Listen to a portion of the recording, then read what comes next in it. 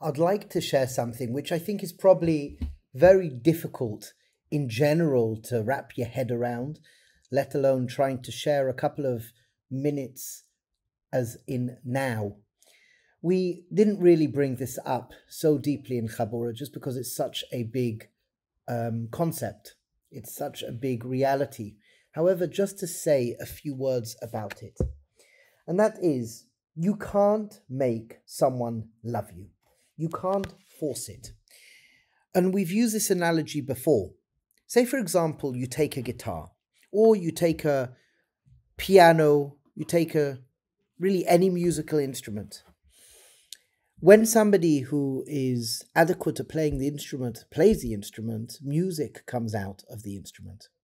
Yet, if you would look inside of the instrument, the example we used was you take a guitar and you break apart the guitar, you're not going to find the music. The equivalent of that, what we're trying to share here is as following, that love is just as magical as the music that comes out of the instrument. Love is just as mysterious as the music that comes out of the instrument. Again, if you break over the instrument, you will not find the music.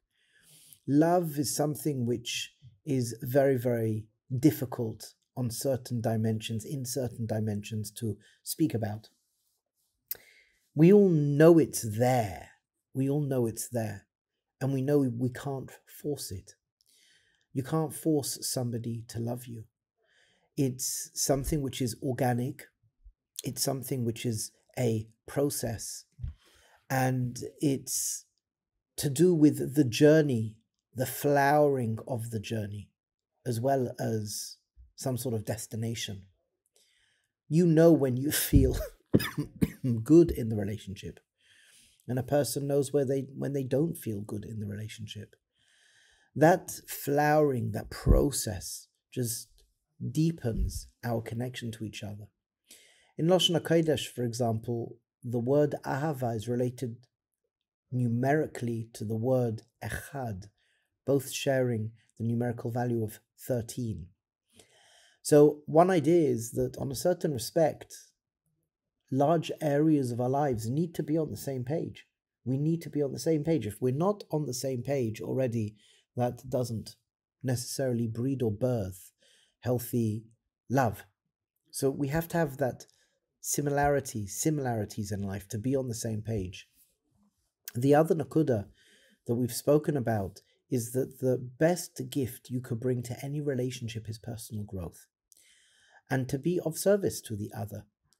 So ahava in Aramaic is related to the word have, to be of service, to give. So the nakuda that we can paint here is that the more that we're on the same page in a healthy way, and the more that I'm thinking about the other person, I'm giving the other person, it opens up the door for something deeper. It opens up the door for something more profound. It opens up the door for love. And it's something, as we said, that's birthed when two strong, healthy people are supporting each other.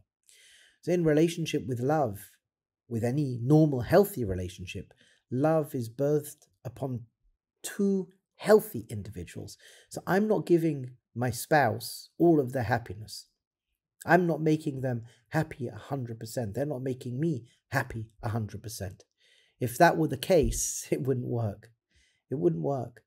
So each party has to be strong. Each party has to be happy within themselves, without the other. And what we come to do is we support each other in that which we call happiness. We support each other in developing. My self-esteem, my sense of self, my confidence doesn't 100% come from my spouse, and vice versa. I'm strong within myself. The other person is strong within themselves. We have many similarities, echad, and I'm of service. She is of service. We're of service to each other, and hopefully the combination of what we've spoken about so far, the humor, being on the same page, having the ability to serve each other and to support each other in what they want to live. So, for example, happens to be my wife loves music, so I support her in her music. She's got an entrepreneurial flair, so I support her with her business that she's just started. She's got a shaitel. She sells shaitels, and she sits with people and speaks to them in the Beis HaMedrash. We have a room dedicated to this. I'm supporting her. I don't want to do shaitels, though. She wants to do shaitels, so I support her. With me, she supports me going out and doing the things that I want to do. So we're on the same page, yet we still retain our identity. And I support her with that which is different as well as the same, and vice versa. And hopefully with that, hopefully when we recognize Ahava and Echad are the same gematria, that we are on the same page, and we are strong, two strong individuals. Echad is I'm strong within myself, then the Ahava can come. And I can support, be of service. So then from there, this magic of love can be birthed. And as we said, it's a process. It's not a destination. It's a process. And it's something to think about. It's something to think about. There's definitely more to speak about here. However, it's a good start. It's a good start.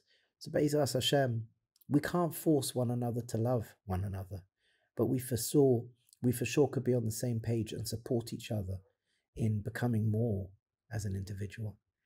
May we experience bracha, mazel, and hatzlacha always.